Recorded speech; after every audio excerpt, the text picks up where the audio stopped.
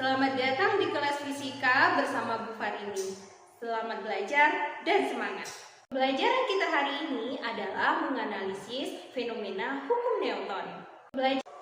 Isaac Newton memperkenalkan hukum Newton sejak tahun 1964 sampai 1972. Beliau memperkenalkan 3 hukum Newton yang membahas tentang gaya. Apa itu gaya? Apa itu gaya? Ya, benar sekali. Gaya adalah tarikan dan dorongan.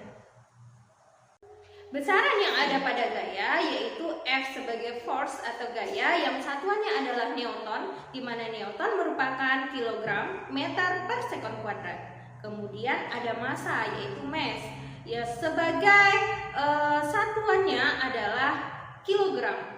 Kemudian ada percepatan yang satuannya merupakan meter per sekon kuadrat. Jauh sebelum Newton mengungkapkan tentang hukum Newton, Allah sudah berfirman dalam Al-Qur'annya surat Yasin ayat 40 yang artinya tidaklah mungkin bagi matahari mengejar bulan dan malam tidak akan mendahului siang karena masing-masing beredar pada garis edarannya. Ayat tersebut menjelaskan bahwa matahari tidak akan mengejar bulan, menyatakan bahwa mereka masing-masing berada pada garis edarannya, di mana di sana menggambarkan keseimbangan bahwa sigma gaya tarik-menarik antara bumi, bulan, matahari itu sigma gayanya pasti 0 agar semuanya seimbang.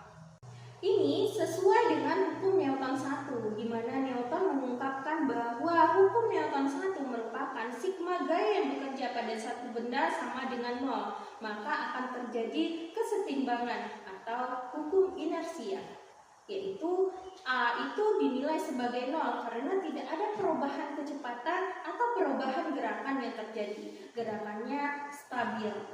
Newton juga mengungkapkan hukum 2 Newton, di mana sebuah benda itu bergerak. Dia menyatakan sigma gaya yang bekerja pada benda itu merupakan massa benda dikali gerakan dari percepatan benda tersebut.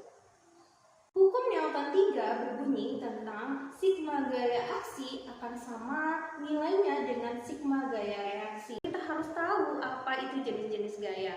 Nah, gaya tadi ada yang pertama gaya normal yang arahnya selalu tegak lurus dengan bidang. Kemudian ada gaya berat yang arahnya selalu menuju ke pusat gravitasi, atau kalau kita di bumi arahnya selalu menuju ke pusat bumi. Kemudian ada gaya yang ketiga yaitu gaya seluncur, di mana arahnya selalu menuju ke bawah bidang seluncur atau kemiringan di bidang miring tersebut.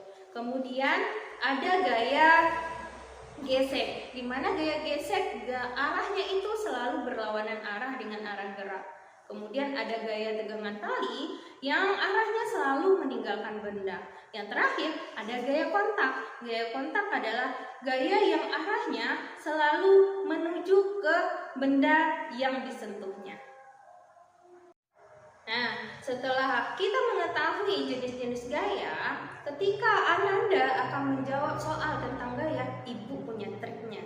Yang pertama, triknya adalah menggambarkan arah gaya pada suatu sistem atau pada suatu benda. Gaya apa saja yang kira-kira ada pada benda tersebut, kita gambarkan menggunakan tanda panah. Yang kedua, jika benda itu bergerak, maka gambarkanlah arah geraknya. Mungkin kalau misalkan dia ada percepatan, gerak A-nya itu arahnya kemana. Atau kalau dia konstan, V-nya itu arahnya kemana. Atau kalau dia diam, berarti tidak bergerak. Berarti sigma F sama dengan 0. Kemudian, Ananda harus menentukan hukum Newton yang terjadi pada sistem tersebut atau pada fenomena tersebut. Setelah menentukan hukum Newton 1, 2, atau 3, kita bisa lanjut ke memasukkan sigma F-nya. Sigma F adalah gaya-gaya yang bekerja searah dengan A, di mana F akan positif jika dia searah dengan gerak. Kalau dia tidak searah dengan gerak atau berlawanan arah dengan gerak, maka nilai gayanya arahnya negatif. Kemudian, kalau seandainya benda berada di bidang miring, maka ada gaya seluncur. Kemudian trik berikutnya, kalau seandainya bidangnya kasar, maka akan ada gaya gesek. Kalau seandainya ada gaya gesek, tentunya kita butuh gaya normal. Oke, begitu triknya, semoga Ananda berhasil.